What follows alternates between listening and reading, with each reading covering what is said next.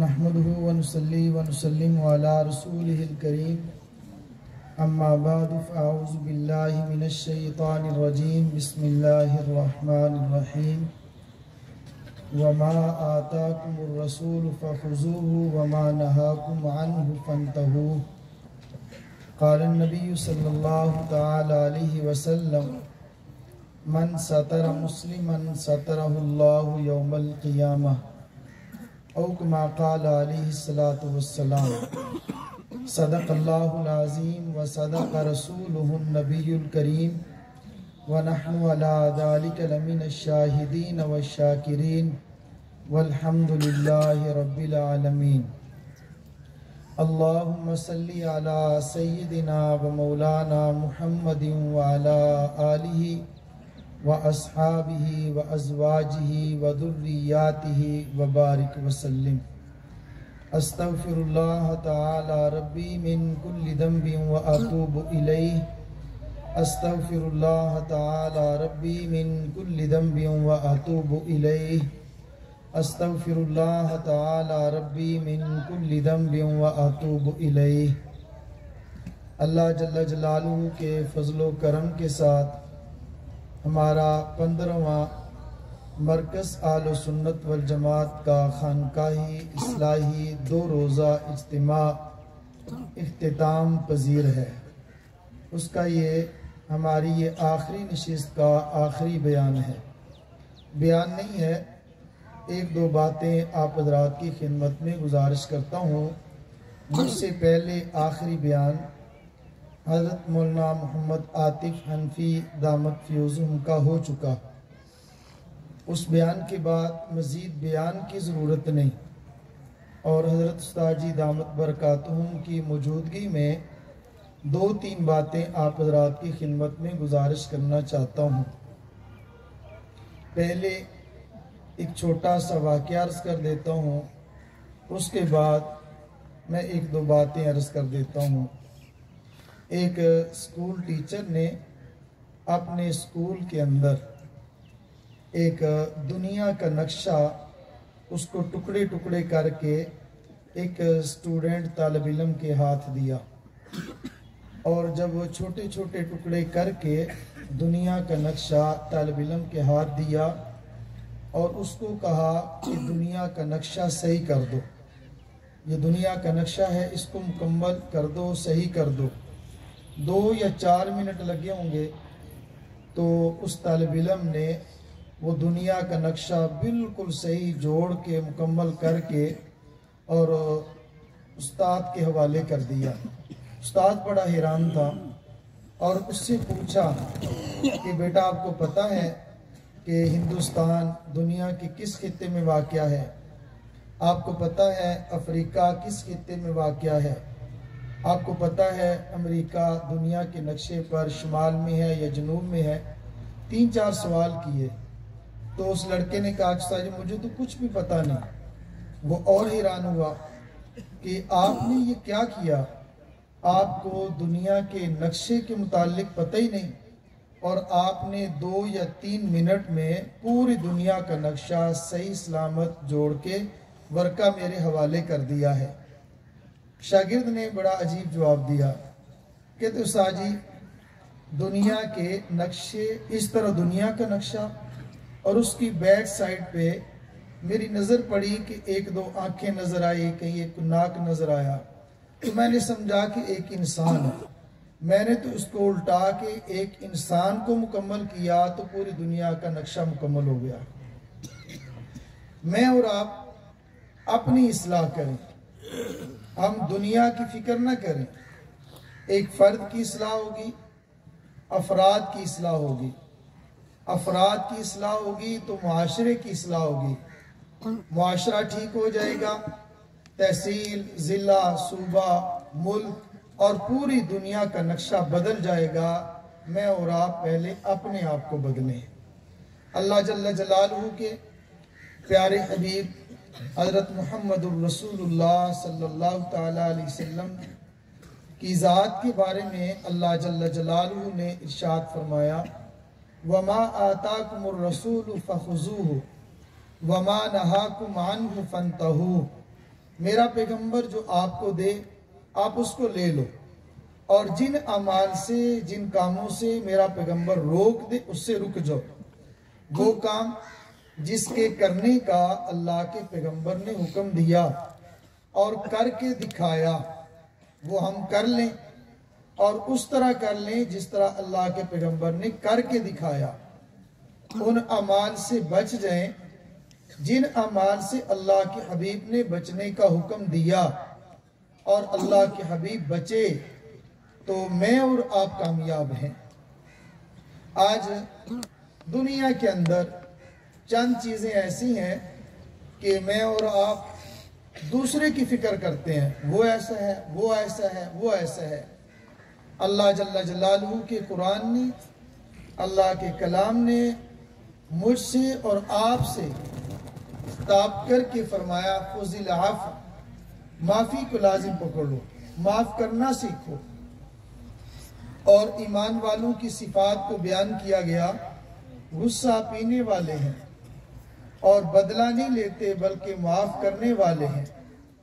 आज हम लोग बदला लेने को बड़ापन समझते हैं और माफ़ करने को छोटापन समझते हैं, जबकि हकीकत ये है कि बड़ापन माफ़ करने के अंदर है, बदला लेने के अंदर नहीं है।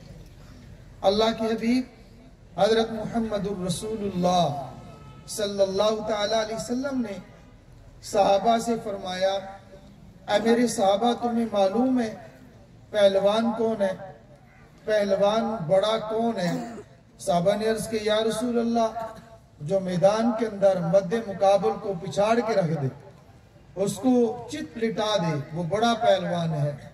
अल्लाह के हबीब सल्लल्लाहु तआला अलैहि वसल्लम ने फरमाया, जिसका मफहूम ये है, फरमाया वो बड़ा पहलवान नहीं है, पहलवान वो है जिसको मध्य मुकाबल पर गुस्सा आए बदला ले सकता है, बदला लेता भी नहीं और उल्टा उसको माफ कर देता है। मेरे प्यारे हबीब हजरत मुहम्मदुर रसूलुल्लाह सल्लल्लाहु तआला अलैहि वसल्लम ने यह भी इरशाद फरमाया, जिसका मफहूम ये है कि जो शख्स अल्लाह की रजा के लिए दुनिया के अंदर किसी को माफ फरमा दे, अल्लाह जल्ला जलालहू ने फरमाया कि उसको माफ करना मेरे जिम्मे है। वो माफ कर सकता है, बदला ले सकता है, और उसने माफ कर दिया। देखिए, माफी का एक है, हज़रत उस्ताद जी मुझसे बड़े हैं, ताकतवर हैं, पहलवान हैं, और मैं कमजोर हूँ, माल में भी, जिस्म में भी, ताकत में भी। उस्ताद जी मुझसे मारते हैं तो मैं कहता हूँ मैंने आपको माफ किया। ये कमाल नहीं है, बदला ले सकता है, तो कुव्वत भी है, ताकत भी है, और बदला लेने की कुव्वत मौजूद है। फिर अल्लाह के नबी सल्लल्लाहु तआला अलैहि वसल्लम की सुन्नत पर अमल करते हुए कह देता है कि मैंने आपको माफ किया। अल्लाह के हबीब सल्लल्लाहु तआला अलैहि वसल्लम फातेह बनकर मक्का तशरीफ ले गए। चाहते तो बदला ले सकते थे, जिससे चाहते ले सकते थे, जिस तरह चाहते ले सकते थे। कुव्वत, ताकत, लश्कर के बावजूद, फातेह होने के बावजूद अल्लाह के हबीब सल्लल्लाहु तआला अलैहि वसल्लम ने फरमाया कि मैंने माफ किया, मैंने माफ किया।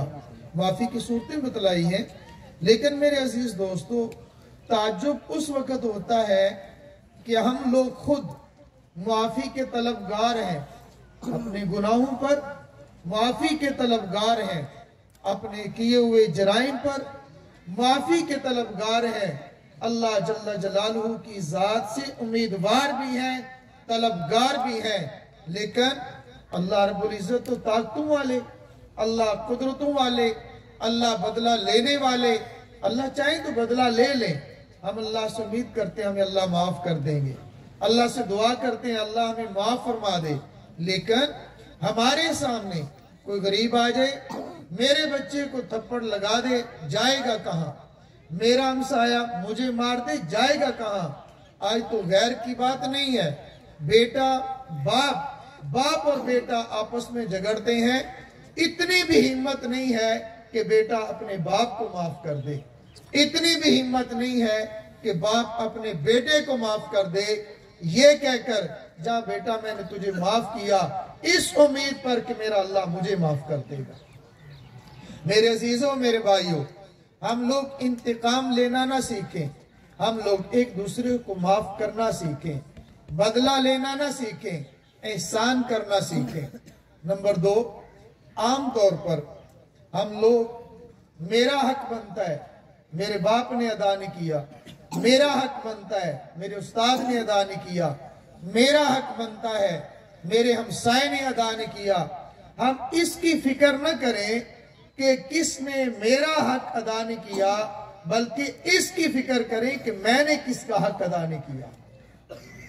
کاپی پہ یہ نہ لکھیں، اپنی نصیحتوں میں، اپنی وصیتوں میں گزارش کرتا ہوں، کوئی متفق ہوں تو اچھی بات ہو جائے تو ٹھیک، نہ ہو تو نہ صحیح، یہ نہ لکھیں میں نے لینا کتنا ہے، یہ لکھیں کہ میں نے دینا کتنا ہے۔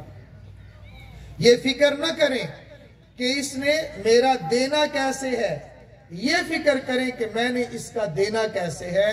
جب اس کی فکر ہوگی تو پھر انداز اور ہوگا۔ میرے عزیز دوستو، دونوں کے بارے میں اللہ کے حبیب صلی اللہ تعالیٰ علیہ وسلم کی تعلیمات مجھے اور آپ کو ملتی ہیں۔ اگر ایک آدمی مقروض ہے، قرض دینے والا ہے، اس کے بارے میں یہ ہے سختی نہ کرو، اس کے بارے میں یہ ہے اگر وہ مہلت مانگنے آئے اس کو مہلت دے دو۔ اللہ اکبر، کیا عجیب منظر ہوگا۔ اللہ کے حبیب صلی اللہ تعالیٰ علیہ وسلم اپنے گھر میں موجود ہیں، 2 صحابہ مسجد میں، ایک نے قرض لینا تھا، ایک نے دینا تھا۔ جس نے لینا تھا اس نے کہا کہ تو دیتا نہیں ہے، وہ لیتا نہیں ہے۔ تھوڑی سی گفتگو، آواز اوپر ہوئی، اللہ کے نبی صلی اللہ تعالیٰ علیہ وسلم نے سنا۔ کیا منظر ہوگا، چونکہ گھر کے دروازے مسجد نبوی کی طرف کھلتے تھے، یوں پردہ اٹھا کے فرمایا کس بات پہ جھگڑ رہے ہیں، کس بات پہ؟ یا رسول اللہ میں نے اس سے لینا دیتا نہیں ہے، یوں اشارہ کر کے ہاتھ کی طرف یوں اشارہ کیا، آدھا تو معاف کر دے، آدھا تو دے دے، آدھا معاف کر دے، آدھا آپ دے دیں۔ دینے والے کو فکر دلائی ہے، بھئی آپ فکر کریں کہ میں نے دینا ہے، اور لینے والے کے لیے نرمی کرنے کا معاملہ فرمایا کہ نرمی کرو، معاف کر دو، نہیں کر سکتے کچھ کم کر دو، نہیں کر سکتے تو اس کو مہلت دے دو، اس کے لیے سختی نہ کریں۔ کیا پتا اس کے حالات کیسے، کیا پتا وہ مجبور کتنا ہوگا۔ ایسا نہ ہو آپ اتنا اس کو مجبور کریں کہ وہ بیچارہ خودکشی کرنے پر مجبور ہو جائے، ایسا نہ کریں۔ میرے عزیز دوستو، میرے عزیز بھائیوں، قرض لینا ہے تو نرمی کریں، اگر دینا ہے تو دینے کی ترتیب بنائیں۔ اور نمبر 3، میں اور آپ خدمت کرنے والے بنے، اپنے گھر کی خدمت کرنے والے، گھر والوں کی خدمت کرنے والے، اولاد کی خدمت کرنے والے، اولاد ہے تو والدین کی خدمت کرنے والے، بھائی ہیں تو بڑے بھائی کی خدمت کرنے والے، نوجوان ہیں تو والدین کی خدمت کرنے والے، ہمسائے کے حقوق ادا کرنے والے، رشتہ داروں کے حقوق ادا کرنے والے۔ خدمت کرنے کے اندر اللہ جل جلالہ نے عظمت رکھی ہے۔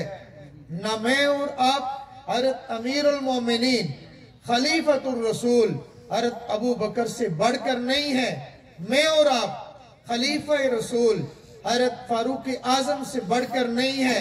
وہ بیواؤں کا کھانا اٹھا کر کندھے پر لاد کر وہ جا سکتے ہیں، تو میں اور آپ اپنے علاقے کے غریب، لاچار، یتیم، بیوائیں، ان کے حقوق پورے کرنے کی فکر کیوں نہیں کر سکتے؟ ہر ایک سے اپنی اپنی مسئولیت کا سوال ہے، اپنے علاقے کا، اپنے گھر کا، اپنے گلی، اپنے محلے کا۔ ایک بات عرض کرتا ہوں، اللہ کے حبیب صلی اللہ تعالیٰ علیہ وسلم نے صحابہ سے فرمایا، اے میرے صحابہ، تمہیں معلوم ہے غریب کون ہے؟ غریب کون ہے؟ اگر آج کی زبان میں ترجمہ آسان کروں، ڈیفالٹر کون ہے؟ نادہندہ کون ہے؟ ڈیفالٹر کون؟ غریب کون؟ یا رسول اللہ، جس کے پاس مال نہیں، جس کے پاس سامان نہیں، جس کے پاس گھر نہیں، वही गरीब है। अल्लाह के हबीब सल्लल्लाहु ताला अलैहि वसल्लम ने मफ़हूम इरशाद फरमाया, जिसका मफ़हूम ये है, फरमाया लोग आएंगे, क़यामत का दिन होगा। अगर मैं थोड़े से लफ्ज़ इजाफा करने के लिए एक बात अर्ज करता हूँ, नमाजी भी होंगे, हज करने वाले भी होंगे, शायद माथे पर मेहराब भी होंगे, जिक्र करने वाले भी होंगे, लेकिन लोगों के हक दबाने वाले होंगे। कल वो पेश होंगे, क़यामत का दिन होगा, हिसाब किताब हो जाएगा। इसके अमाल बहुत ज्यादा होंगे, लेकिन उस वक्त कुछ लोग आएंगे, एक आएगा, या अल्लाह इसने मेरा प्लाट दबाया था, प्लाट पे कब्जा किया था, इसका प्लाट इसको दिया जाए। अब प्लाट तो नहीं दिया जाएगा, अब क्या होगा, इसकी नेकियां इसको दे दी जाए, वो नेकियां इसकी लेकर चला जाएगा। दूसरा आएगा, या अल्लाह इसने पैसा लिया था, दिया नहीं था, हथियाया था, जुल्म के तौर पर, अपनी चालाकी के तौर पर, धोखा देकर पैसा छीना था, ये मेरा वापस कराया जाए। पैसा तो नहीं दे सकेगा, उसके बदले में उसके अमाल उसके खाते में चले जाएंगे। लोग आते जाएंगे, लेते जाएंगे, फिर ये तने तनहा खड़ा होगा, नेकियों के ढेर लेकर आया था, एक भी नेकी इसके पास नहीं होगी, एक भी नेकी इसके पास नहीं होगी। फरमाया ये गरीब है, ये गरीब है, ये मस्कीन है। मेरे अजीज दोस्तों, दुनिया के अंदर अपनी बहन का दबाया हुआ हक चालाकी के साथ ये कहकर, वो तो लेती नहीं, बहन तो लेती नहीं, ये बहाना है, बहन तो लेती नहीं, बहन को हक न दिया, वरासत का हक दबा दिया, वरासत का हक छीन लिया, अपनी बहन का, अपनी बेटी का, अपने बेटों के अंदर, ये तो अच्छा है, ये तो बुरा है, किसी को दिया, किसी को मारूम किया, अपना किसी गरीब था, गरीब के प्लाट पर उसको मट्टी डालकर कब्जा करके उस पर बैठ गया।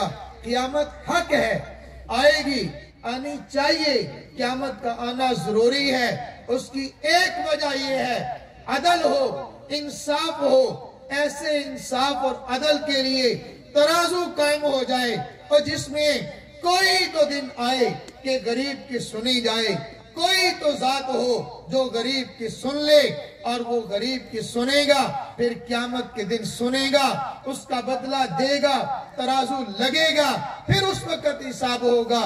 कब्जा किए हुए प्लाटों का, विरासत के अंदर दबाई हुई जमीनों का, विरासत से छीने हुए अपनी बहनों और अपनी बेटियों के माल का। मेरे अजीज दोस्तों, ये हज, ये नमाजें, ये मेरे अपने हैं, ज़कात मेरी अपनी है, रोजा मेरा अपना है, बहन का हक ये हकूकुल इबाद है, ये मामलात है। इबादत भी करें और साथ साथ मामलात भी करें। मेरे अजीज दोस्तों, मेरे अजीज भाइयों, अल्लाह जल्ल जलालुहु अगर मुझे और आपको तौफीक अता फरमाए तो मैं और आप अपने मामलात को साफ करें, इबादत जरूर करें, मना नहीं है। मामलात एक एतबार से वो क्या कहते हैं, इबादत के अंदर है, लेकिन इसको अलग एक हवाले से बयान कर दिया जाता है। बहुत सारे लोग ऐसे होते हैं, सफेद दाढ़ी, माथे पे मेहराब, हाथ में तस्बीह, घुटनों पर निशान, टखनों पर निशान, लेकिन दुकानदारी ऐसी गंदी कर रहे कि उनको पता ये मामलात का गंदा है, ये कर्ज लेता है, देता नहीं है, ये सूद का कारोबार करता है, ये फुला करता है, झूठ बोलता है।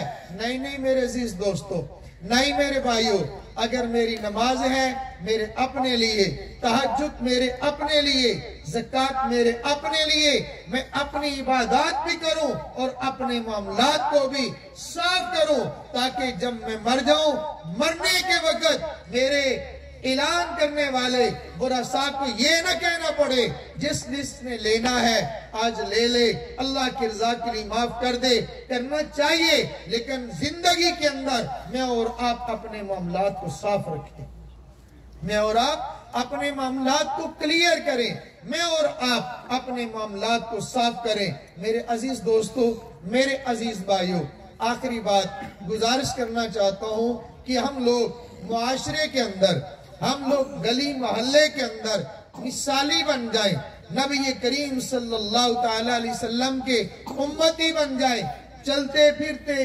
اٹھتے بیٹھتے پتہ چلے یہ حضور کا امتی ہے، شکل سے حضور کا امتی، لباس سے حضور کا امتی، گفتار سے حضور کا امتی، کردار سے حضور کا امتی، میں اور آپ چلتے پھرتے حضور صلی اللہ تعالی علیہ وسلم کی امت کا تعارف بن جائیں۔ ایسا نہ ہو ہمیں دیکھ کر غیر مسلم یہ کہے یہ حضور کا امتی ہے، یہ حضور کا نبی ہے، نہیں بلکہ اچھائی کے انداز میں یہ کہے سبحان اللہ حضور کا امتی ایسا ہے، حضور کیسے ہوں گے، حضور کا امتی اس طرح، حضور کیسے ہوں گے۔ میں اور آپ اپنے حضور، میں اور آپ اپنے آقا مولا حضرت محمد الرسول اللہ صلی اللہ تعالی علیہ وسلم کا چلتا پھرتا تعارف بن جائیں۔ میری عبادات، میرے معاملات، میرے اخلاق، میرے معاشرات نبی کریم صلی اللہ تعالی علیہ وسلم کے لائے ہوئے دین کے مطابق ہو جائے۔ اللہ جل جلالہ مجھے اور آپ کو جو میں نے چند باتیں عرض کی ہیں اس پر عمل کرنے کی توفیق عطا فرمائے۔ وآخر الدعوانا ان الحمدللہ رب العالمین۔